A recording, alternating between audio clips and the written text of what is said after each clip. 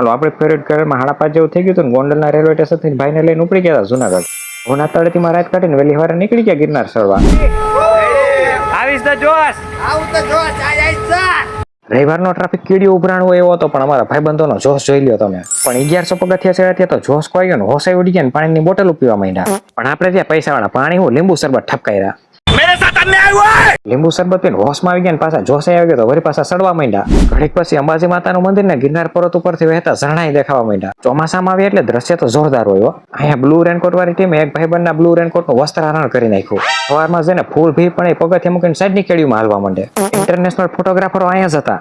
પાણીની બોટલોના ₹50 થઈ ગયા એટલે બધા વહેતા ઝરણામાંથી બોટલો ભરીને પીવા માંડ્યા. વિરાટ કોહલીના કિંગર વોટર જેવી ફિલિંગ આવે.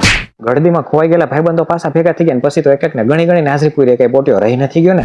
ભેગા થવાની ખુશી તો જુઓ. થોડીક વાર પછી વરસાદે બટાઝાટી બોલાવવાનું ચાલુ કરી દીધું ને ફાઇનલી ચાલુ વરસાદમાં ગિરનાર ચડવાનું સપનું આપણું પૂરું થઈ ગયું. લીંબુ શરબતના ₹70 થઈ ગયા. પાણીની બોટલો ચાલુ કરો ભાઈ.